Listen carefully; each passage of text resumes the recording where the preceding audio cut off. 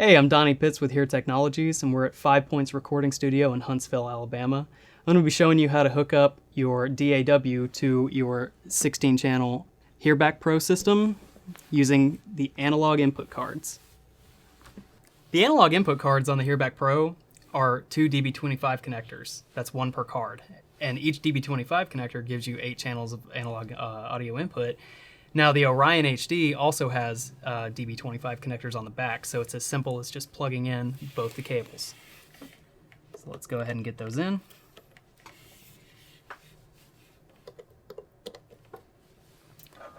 Apply power to the system. And let's go ahead and connect one Hearback Pro mixer for demonstration purposes. And we'll let that boot. Here in Ableton, we've got our tracks loaded up. We've gone ahead and routed these to a couple of the outputs on the Antelope interface. So our drums and percussion are going to be going to the same physical output. The bass, guitar, violin, all individual outputs. Some of these will be stereo and some are mono. So this will depend entirely on your audio interface. We kind of can't cover every audio interface in one video.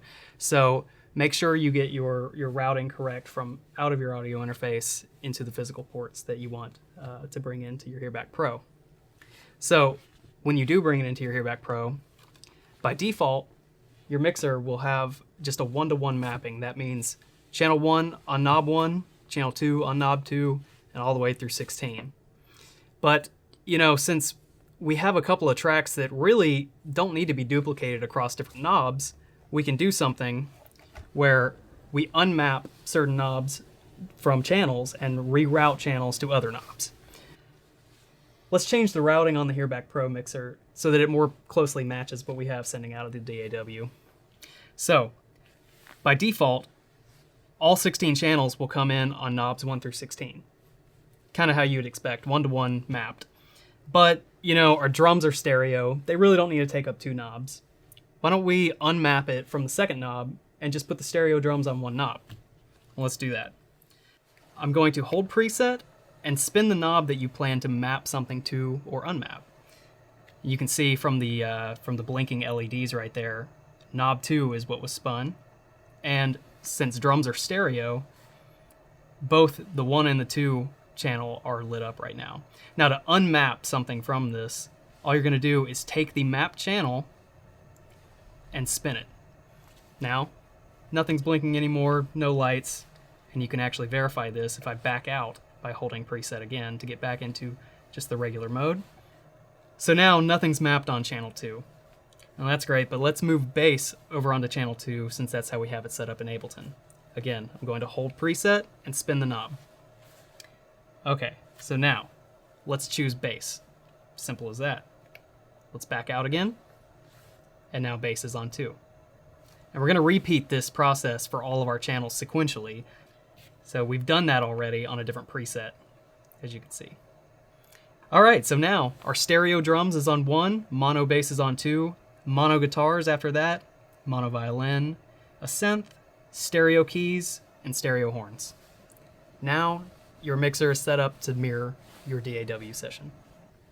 Now that you've got your channels routed in your hub, let's go ahead and connect your Ethernet cables that could be patched anywhere in your studio. So in this studio, we've got a bundle of them right here that are all patched into the walls. Now these need to be Cat 6 cables if you're using the Hearback Pro system. Let's go ahead and plug in this side of it. And now each network card gives you 8 mixer connections. So we'll plug those in. And now we can go out into the studio and set up the mixers for the artist.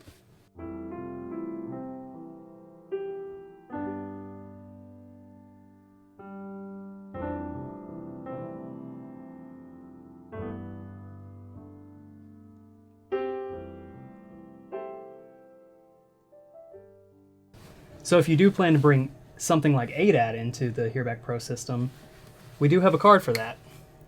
And I'll show you how to connect that as well to our Antelope Orion HD audio interface. So first thing you want to make sure when you're using different cards in the system, as you can see it is a card-based system, Input A is actually slots 1 and 2, and input B is slots 3 and 4. Now this is important to know because on the front of the hub, there is a switch to toggle between A and B. So since we're coming into input 3, let's switch it to B, and that'll be our ADAT card.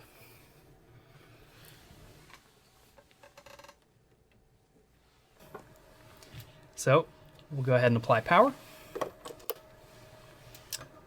2 Toslink connectors. We're going to go first one, ADAT 1 through 8 in, and second one, ADAT 9 through 16 in. And once the hub boots, it will lock on to the incoming ADAT clock, and you're good to go.